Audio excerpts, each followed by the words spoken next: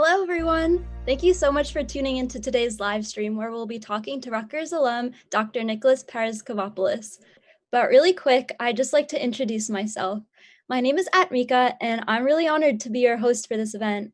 I'm about to be a senior studying electrical and computer engineering with a double major in computer science. Besides being an ambassador for the School of Engineering for the past few years, I am also in the Honors Engineering Academy and the Digital Media Chair for the Society of Women Engineers.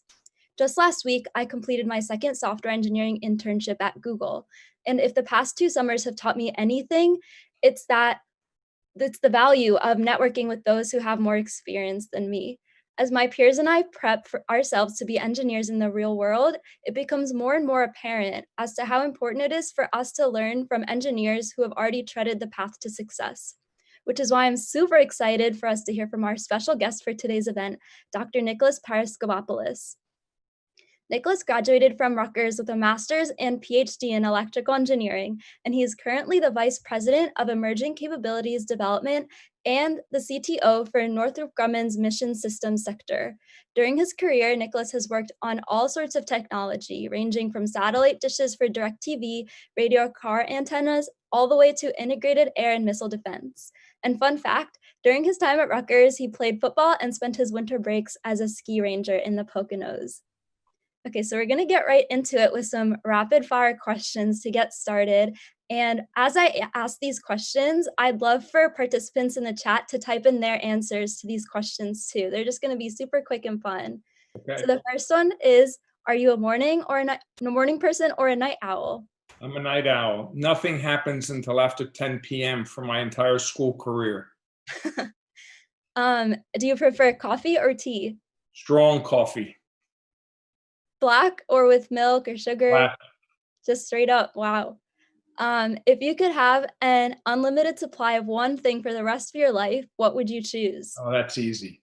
Pizza with pepperoni toppings. Do you have a favorite pizza place?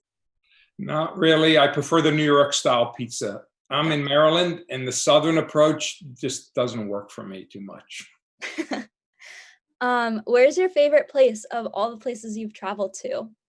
Well, my last name is Paraskevopoulos, so if I say Greece, people are going to go, well, come on, but it actually is my favorite place to go to. What's your favorite ice cream flavor? Vanilla. With any toppings? No toppings, just plain vanilla. My kids still make fun of me about that. That's funny. Do you remember what your favorite course was back when you attended Rutgers? Yeah, solid state physics. Super cool. Do you have a least favorite? Yeah, quantum mechanics. I still can't get that right. I'm sure many of my classmates can relate to that. So now we're going to get into some of the deeper discussion questions. The first one that I have is, what originally got you interested in engineering and your current field of work? That's easy. I'm going to sound like a movie commercial. Space. I remember a man landing on the moon, and I turned to my parents and said, I want to build rockets. And that's what drove me. You know, I didn't become an aerospace engineer, but from an electrical perspective, I'm an electrical engineer. I spent a lot of time working on things that go on rockets. So it's been very cool. That's definitely a very inspiring time, and I can definitely tell. I know a lot of my parents' friends also got very inspired by that time. So what motivated you to pursue further education? So there's probably two things there. One is I don't like being told what to do.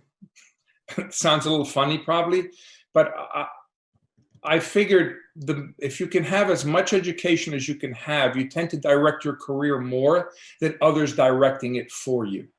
So I thought that with a PhD, that would allow me then to have a better opportunity space for me to know what I want to go do because of my PhD and what will be my expertise.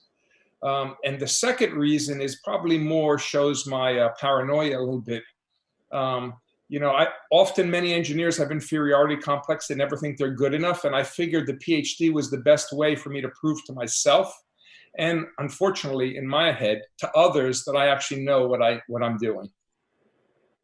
And did you find that the PhD proved that to yourself at the end of the day?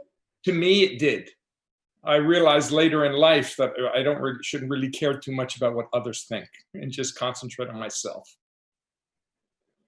Gotcha. How did Rutgers prepare you for your first industry position?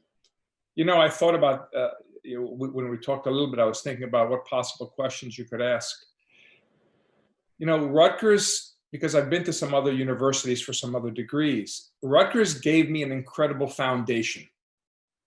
And I learn a little bit differently than many people. I tend to build my knowledge base on foundational blocks. So if I have a good foundation for something, I'm able to learn anything after that. And I found with what Rutgers gave me was a very solid understanding of, in my case, from electrical engineering, the basic physics, the basic electrical engineering needs. And what it allowed me to do is then go into other areas, even because I had that background. Super cool. And did you find that your connections with faculty and staff and other students at Rutgers helped your career too? Very much. So Rutgers allowed me to ask questions. And that's actually something I think that often we don't talk about, of what Rutgers provides.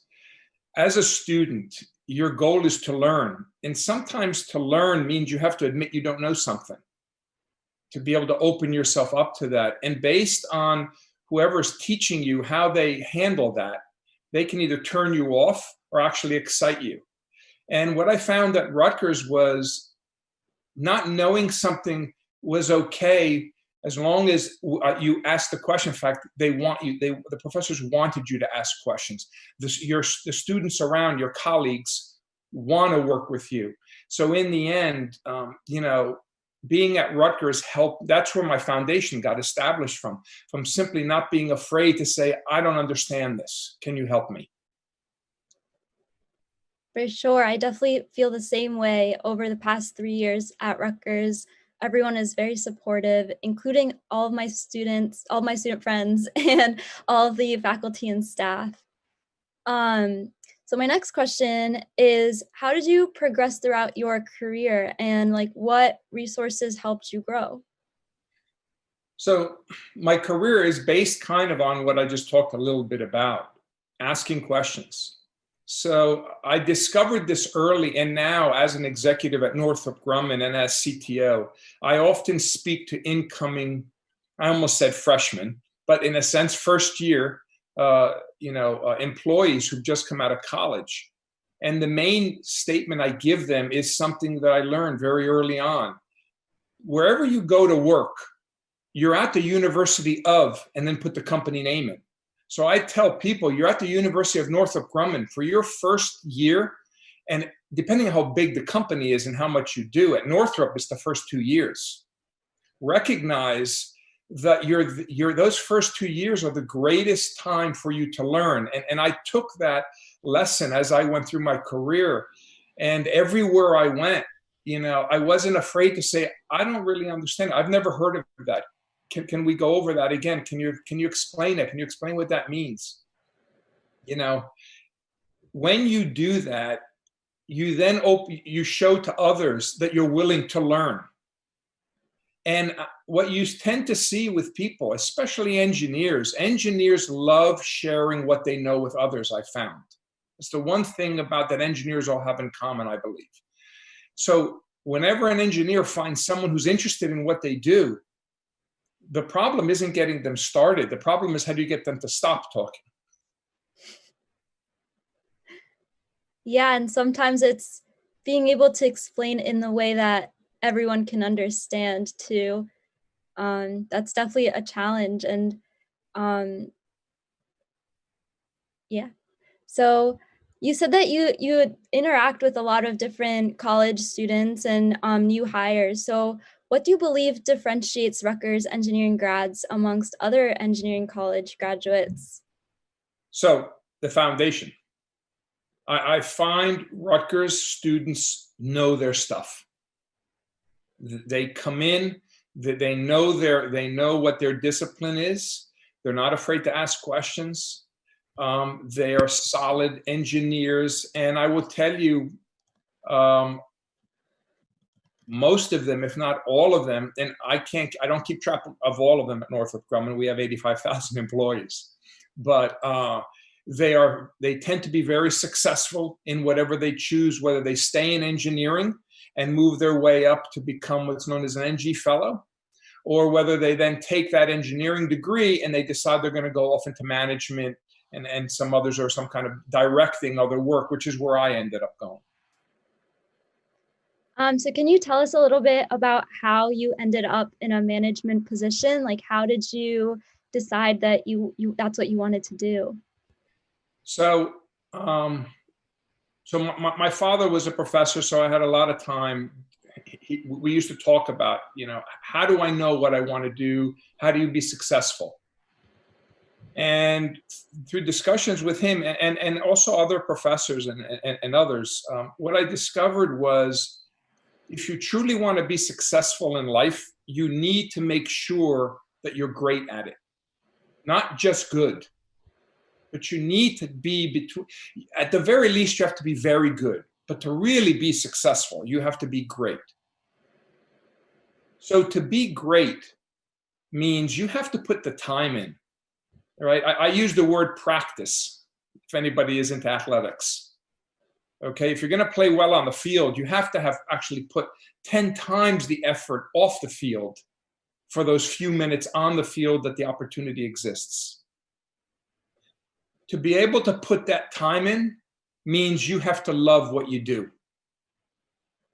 So, and I know this is a bit long-winded, but what school did for me was it taught me the classes that I really enjoyed versus the classes I loved.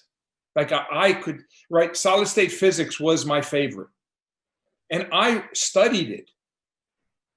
Unfortunately, quantum mechanics was not. I probably should have studied that more because I wasn't as good. All right. But by solid state driving me as it did, I spent the time. And that's then what made me become good at what I did and what brought me into success. Now, by doing all of that, okay, what it did, though, was also teach me, like I said, what I like and what I don't like. In my case, I discovered I was a good researcher, but I wasn't going to be great. But I was great at connecting dots. I need less dots than anybody I know to tell you where a technology will end up, what the outcome will be. So it's kind of like drawing a curve. I need less points to tell you what the shape of the curve is. And what I recognized was that means that I should be directing research, multiple research, and connecting programs together to try to build something larger, as opposed to working at the bench or working on an individual program from that perspective. And that's what determined for me that it wasn't about being a researcher. It was about directing researchers to get where they want to get to. And that's how I ended up where I ended up. Gotcha. So from what I understand, you first started off doing research. Obviously, your PhD was very centered around research, but you found a way to carry that research on within your first steps of your career. Can you tell us a little bit about what your first position in the industry was like? Sure. So my first position was actually in industry. Actually, I went and worked, and I did something very few people do. First time out of the university, I actually worked on what my PhD was about, which often doesn't happen. Wow. Okay, and it was in solid state physics, and it was basically we were making designing new wafers for microelectronics, and to me, that was exciting. But what I recognized was that was about research, though. And that's when I started to see, I was moving it forward, but I was always interested, okay, what can I do with this? So in a sense, I was more, I'd say, looking at the application sense of why would this matter? What could I do with it? As opposed to worrying about the phenomenology of the research. So at that point, I left where I went and I had an opportunity. And while it wasn't specifically solid state, it was actually in antennas. And this goes back to the idea that create building blocks, create good foundations, be as broad as you can. And I got offered an unbelievable job to go then design some new antennas for DirecTV and another company that is worldwide. And that opened up an entirely new science and engineering frame for me. Very cool. I'm going to ask you a question that came in from the live chat. Eva Zhang asks, what advice would you give for people who are unsure about going the academic/research route or the industry route after graduation? So, I think it's always good for someone to work for a couple years just to see what it's like. But there's also temptation there, because usually when you go work for a couple of years, you get paid a very large salary. Engineers tend to make in comparison to the other disciplines, they do extremely well. And it's very hard then to back off that. Okay. In my case, quite frankly, if you're able, I think the best way is to stay in school and at least get your master's, but use that master's degree to go broad. Take as many math courses as you can. By the way, in engineering, the number one tool is math. You can never have enough mathematics. All right. It makes your life easier. All our best scientists are actually the best at math at the same time. I don't believe that's a coincidence. Okay. So all those derivatives that we've all done, okay, and the e to the I, imaginary and j omegas, and unfortunately, you actually use all that stuff, guys. So don't forget it and don't get rid of those notes. Okay. But, everybody's situation is different and you need to recognize what best fits for yourself. But if everything was equal, I think at least getting your master's degree right after, because you're in that mode of being a student, of studying and concentrating. And that's where I think you do your best learning. Okay. And then after that, if you want a PhD, that's when you'll determine whether you want to go forward from the PhD or whether you just want to go off, and work. I'll be honest, in industry today, you're seeing two paths: multiple masters or a PhD. And both have different, opportunity spaces. So, life today is very complex. Very few people design a single system. You tend to have many people designing a system. You can have 5 or 10 designers, and they're all come in with different expertises. So having multiple masters makes a lot of sense. When I was running engineering, before I became CTO, I was running engineering for Northrop Grumman. So I had 19,000 engineers at the sector. 80% of them had their masters or had gone back for their masters. Okay. The other 20% that hadn't started the masters yet. So it is considered to be a very important piece of the puzzle. Cool. For me, both my parents have PhDs, and I definitely feel a little bit of pressure to. You have no choice. They have become a little bit more understanding of because I'm not sure that I do want to stay strictly as an electrical engineer. Definitely, I have a creative side to me, so I'm definitely a little bit interested in doing user experience design or something along those lines. And so I feel like personally, I'm definitely conflicted. Obviously, like I have this pressure from my family, but for me, I kind of want to get that industry experience and figure out, maybe have a little more time to figure out what exactly I want to study more of, if that is the case. Mm-hmm. Look, again, first of all, it's a marathon. So the one thing I never understood was your career is not a year long. It's 30 years. I know for everybody, on this broadcast, you're looking at things going 30 years. Are you kidding me? Right? Okay. There's a couple of you that will retire very early because you're going to do some phenomenal things, but most of us still have to work 30 years. So it's important to look at what you do in that context and to make decisions recognizing you're not making a decision for just tomorrow, you're making it for the future, which means that if you spend 6 months, if you took an extra semester, if you could, and you took more math, as I said, or you decided to study something else, or you took a job and you took a couple courses, all right?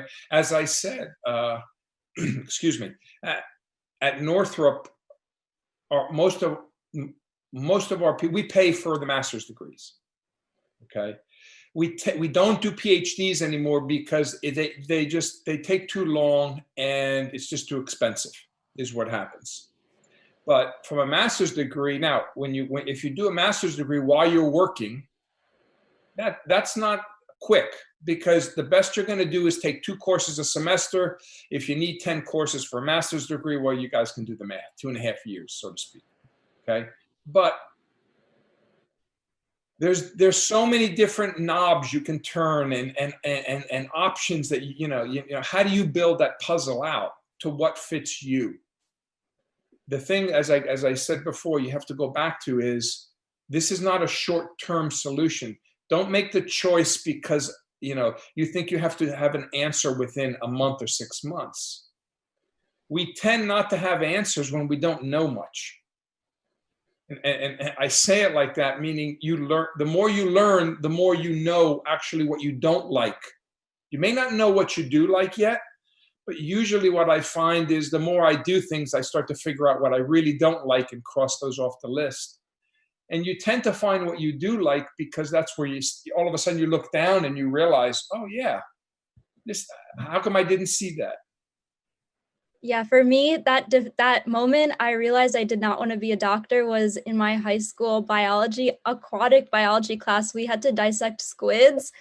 I actually, it was too much for me. Oh, wow. But in my computer science class, that was definitely the big, okay, this is it. Exactly. So one of my fellow ambassadors, Josh, asks, what made you want to stay at a company long enough to become vice president? So I actually worked for 4 companies before I went to Northrop Grumman. Oh, wow. And so from my perspective, I was able to, as I said, it gave me a variety of learning. Most people in the defense industry have been there for 30 to 40 years for a single company. I've been at Northrop Grumman for 17 years. But now, my decision is made because I worked for 4 other companies, so I was able to compare.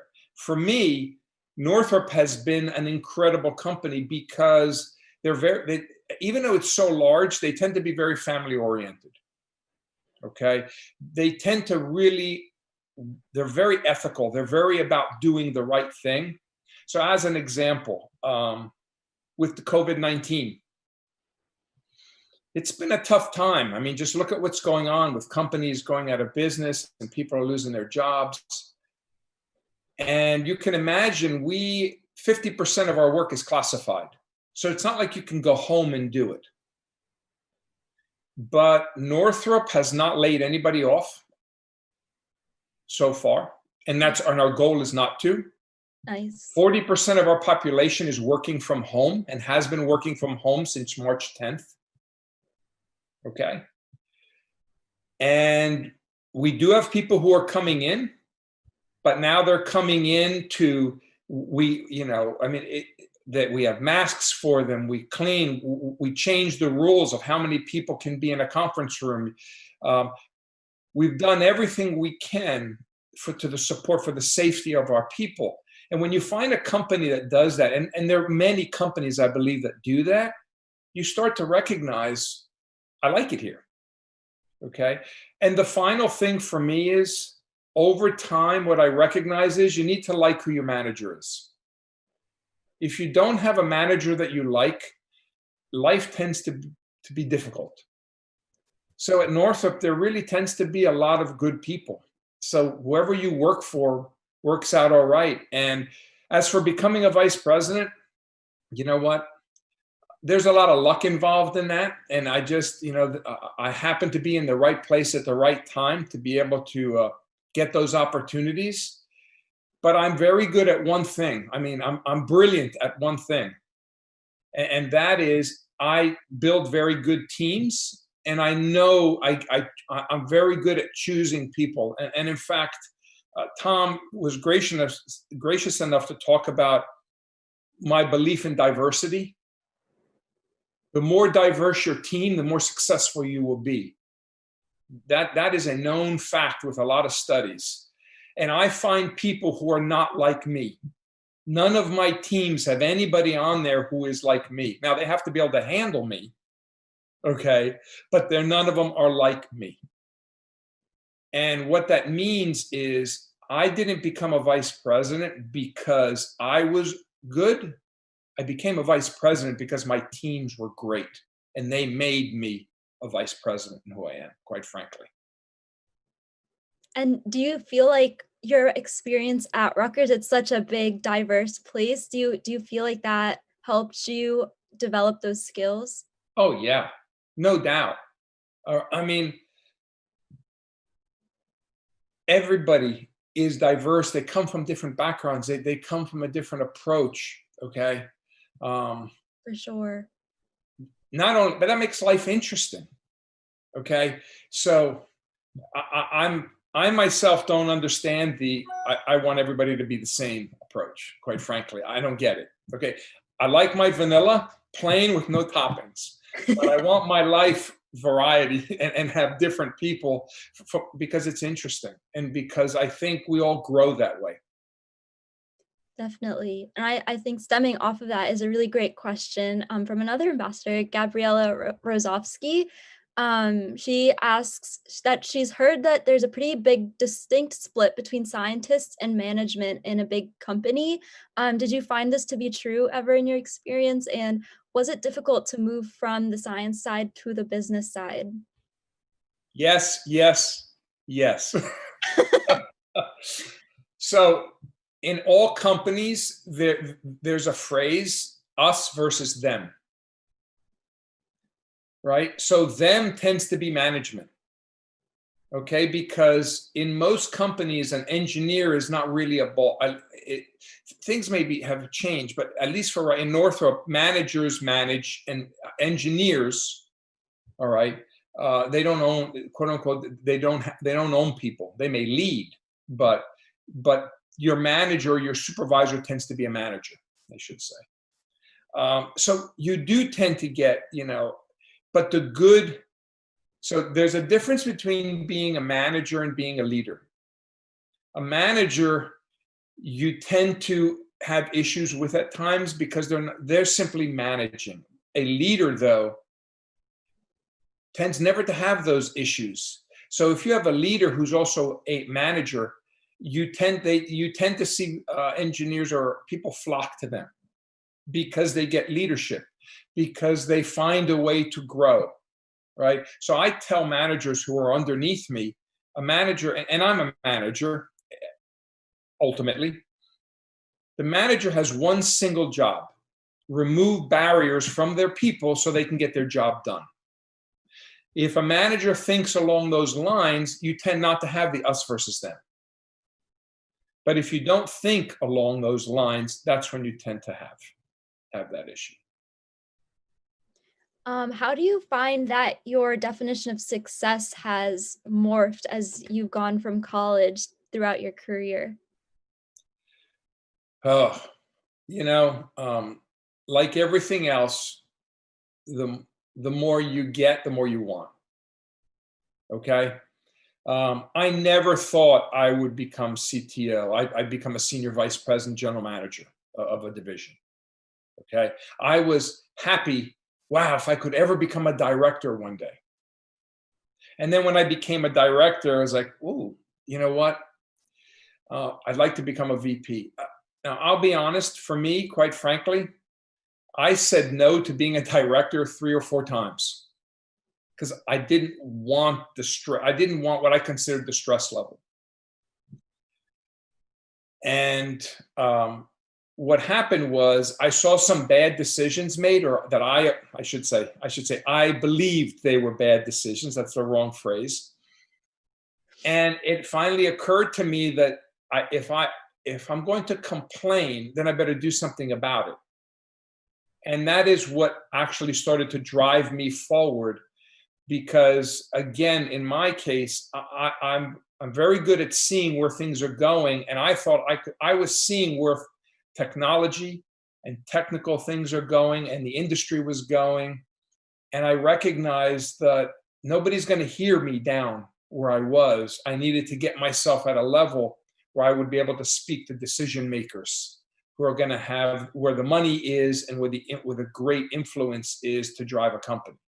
And that's what started to really drive me in that direction. Gotcha. What is one piece of advice that you would give to yourself back as a college senior? Hmm. Well, I'd probably repeat what I just said 10 minutes ago. It's a marathon. Don't make a decision on, I just want to get out of here. I don't need another math course. Okay. I already took all my requisite math courses. Or what do I need English for? So I'm going to diverge very slightly on this. So I get asked to speak at high schools all the time. And one of the biggest questions I get, I should say, the most popular question is, in my opinion, what's the most important course in high school? And most people think I'm going to say physics or chemistry or math. It's not. It's English. If you cannot communicate, you can't tell anybody how good your ideas are. Okay? And one of the biggest weaknesses of engineers, and I shouldn't say weaknesses, one of the biggest differentiators of engineers is who is able to communicate their ideas in a better fashion. So one engineer can be brilliant, but if they don't know how to discuss what they have, then how are people going to know they're brilliant? Okay? For sure. So from that perspective, I think looking at this and saying, you know what, I know I don't want to take English. Listen, don't get me wrong. English is hard for me, okay? Me too. All right, but learning how to write and how to communicate, learning that you've answered a question and when to stop talking. That's what makes people executives. All right. I mean, that's what becomes a differentiator. That's what makes you, whether you're an executive as a vice president or you become an NG fellow for us. Our NG fellows are technical people that we believe can represent Northrop Grumman to the government, which means they go by themselves to the government to talk about what we can do. And we trust them that they're going to communicate our ideas and thoughts on a financial level as well as a technical level. Okay? That comes from communication. Not everybody can do that. So if I went back, I would say, Nicholas, you needed more math, and you probably should have taken another literature course to read some more books to learn how people think. Right, because like being in college, I had this vision of what it was going to be like to work at a large company, and you kind of just think that you're going to code at a desk all day, but that's really such a small fraction of the job. A lot of it is not only explaining what you do to people outside of your team, but even to get the people on your team to be on board with the work that you're doing requires those skills of being able to succinctly and accurately describe what you're doing. Mm-hmm. And if you aren't trained in that, it's really hard to feel like you're being successful and to feel like others are appreciating the value of your work. Exactly. So I'm gonna ask you another question from the Sure. live chat. So there's a person, their username is Universe8, and they ask that I'm in high school and want to have a good understanding of the different paths in engineering, but due to COVID, I can't do any volunteer work to gain more exposure. How do you recommend that I gain some exposure? That's hard. So most high school students I have found tend to gravitate towards mechanical engineering because all of us look at machines or equipment. Very few high school students look at electrical engineering or chemical engineering because you don't see it. It's not something you can easily learn. You can get you can put your hands on a bike or on a motorcycle or whatever on your car. Work on your engine kind of thing. Okay. Um, that one, I'll be honest. So I became an electrical engineer not knowing what electrical engineering was. So here's a fun fact of how lucky you can be. So I chose electrical engineering because I thought bioengineering or biomedical engineering, I'd have to, had biologists and all the people want to be pre-med. I don't want to have to compete with them. I figured chemical engineering had too many chemistry people in it as well, and I'd have to compete with. So I went through all of that. It came down to mechanical or electrical, and I said to myself, of course, and as I said, I talked to people who I knew, and my parents were also academics, and it was, what's the future?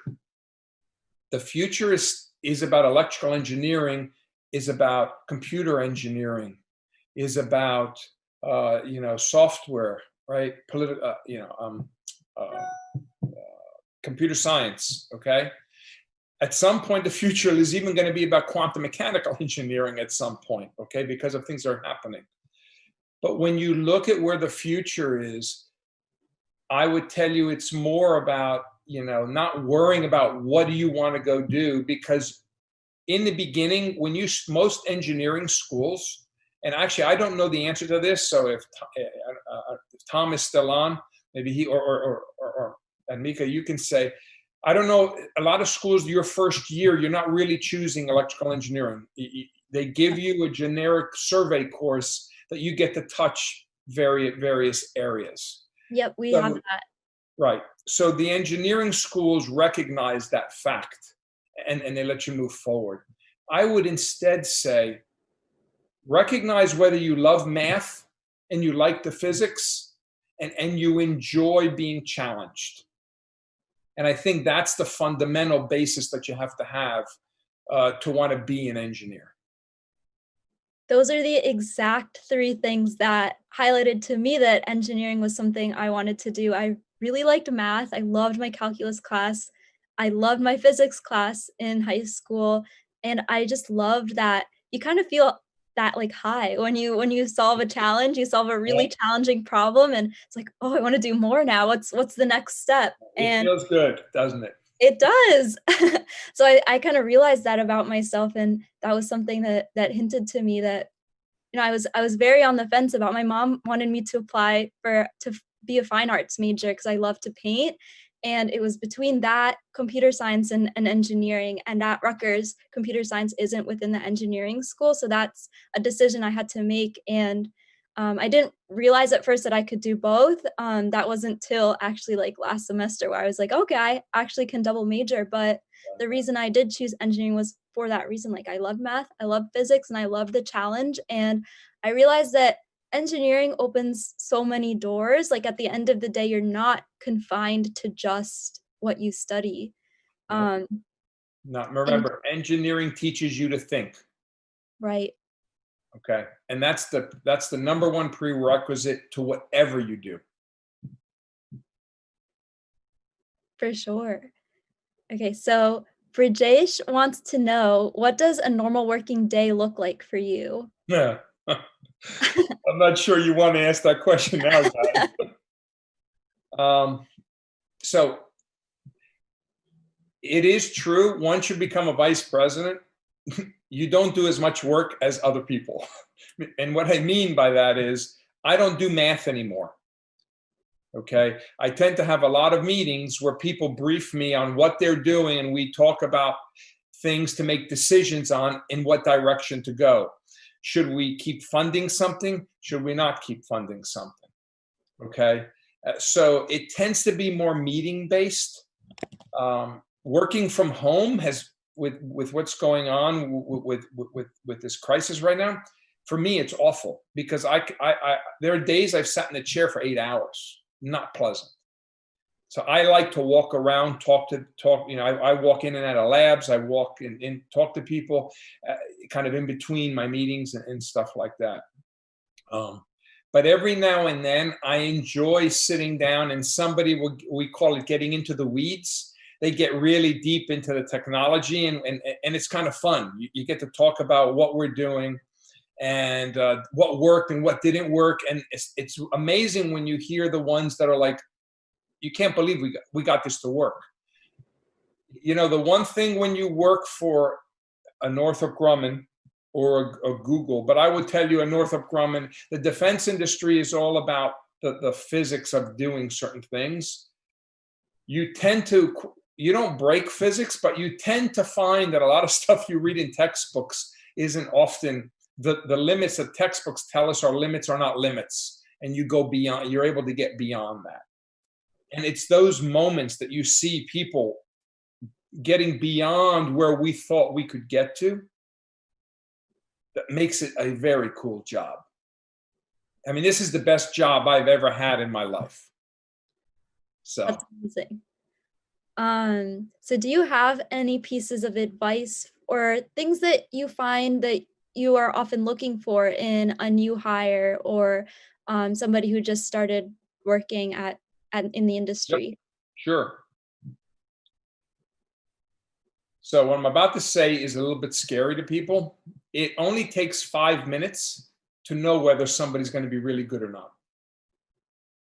It doesn't, even though interviews can go an hour, right? We all have been interviews. Quite frankly, it only takes, in the first 5 minutes. Wow. And what you know is, does someone have the passion, the excitement? Do they have the need to learn? You learn, are they fearless? Okay. Those are the things we all look for. We look for somebody who's going to love what they do, who wants, as we've been discussing here today, who wants to understand the why, as importantly as what can I do with it? Right. As long as somebody has that, we can train and teach anybody after that to learn what they don't know. So I look more at someone's desire and drive than I look at if they can go, solve some equation. Okay. Now you have to ask some of those questions to some degree, but let's be honest, you have to also assume universities are good at what they do. So if you're getting a degree from a university, you know what you know. Okay. But the differentiator is that's how you get people's attention. You show that passion and that excitement for what you have. Right. So we are all geeky and nerdy. I happen to be a large nerd. I play football, okay? And we come in all shapes and sizes, but we all get excited about math and physics, okay? And Mika, I just heard you a few minutes ago already when you were remembering what you were trying to do. Your eyes lit up, like, about talking just about your memories. Okay? Yeah. You can't hide that. And that's what companies and people who hire look at. That's what they're looking for. And I don't think that's something you can really teach either. That has to be like a moment of self-discovery almost. Agreed. Mm-hmm. Agreed. Mm-hmm. Because when I got my first internship offer from Google, I questioned it a little bit. I asked myself, like, I'm not the best in my class. Like, I don't get the best grades. I know my stuff, I guess, but like I noticed that when I got to the company, everyone had exactly what you were saying. It's that drive to learn and that passion and like knowing your motivation for why you're doing what you're doing. And that was something that was common amongst everyone. And the more I noticed it around in the people that I was surrounding myself with, the more I even started to notice it at school. I started to notice it even in my family members. Like they have that motivation for knowing why they're doing what they're doing. Um, so I think that's definitely something that attributes to probably the level of your success. Well, for me, I recognized I want to do the right job, right? And it's about completing what you start, kind of, right? So everybody on the phone here, whether you're going into Rutgers or you've been in Rutgers, okay, you go through it every day with a class. You study, you prepare, all right? And then the exam is the next day, right? The chances are, if there's an extra 2 hours, you're going to sit down and say, okay, let me just make sure I know this. Because you've put all this time in already. So why not put that extra hour in or extra 2 hours in or whatever is needed to make sure you got it? That's what makes the difference, you know. And then as you work, it's not about the tests, right? Because it's about yourself now. It's about how you value yourself and the confidence in yourself and the trust in yourself and the respect we each have for ourselves. Okay. And making sure we know it. That stuff can never be hidden, you know, and I think, and it's not just about engineering, it's whatever you decide to do. And I Definitely. think when you have those characteristics, that's what I'm saying. You will succeed in the end, even if in the beginning it seems to be hard or it's not moving as quickly as you wanted it to. Okay, you will succeed. Awesome. Well, I'm afraid that that's our time for today. So thank you so much for your time today and imparting all those little nuggets of wisdom. No problem. Um, I know I'm feeling super inspired and ready to prep for the semester ahead and the job hunt that it's about to start. It's very real, and I'm Enjoy sure. it though. Thank So you. I'll throw real quick. Yeah. You are interviewing the company as much as they are interviewing you. Wow. Okay. I've never thought of it that way. So take advantage of that. Definitely will. And yeah, I definitely will take that to heart, and I'm sure that everyone who's tuned in for today also will definitely have a lot to take home with them and to think about after this discussion. And so thanks everyone again for joining us today. And after today's discussion, if you're still curious to learn more about our school, please visit our website and check out all of our social media pages. They'll all be linked in the description box below. If you're interested in attending any information sessions to learn more about our departments and specific majors, you can check out the tours page on our website, and that's where we're going to be posting all of our fall events, which will be starting soon. And if you'd like to continue asking questions to me or any of the other ambassadors, visit the chat room, which you'll find like on a floating box on the side of our website. And that'll start today at 5 p.m. So in about a half an hour, and we'll be live for the hour to answer any of your questions. And finally, if you enjoyed today's live stream, feel free to subscribe to the Rutgers School of Engineering YouTube account and check out all the other videos you've posted. And hopefully you'll find all the information you need to help you make your college decision if you're a prospective student. All right. Thank you, everyone. Thanks, guys. Good luck.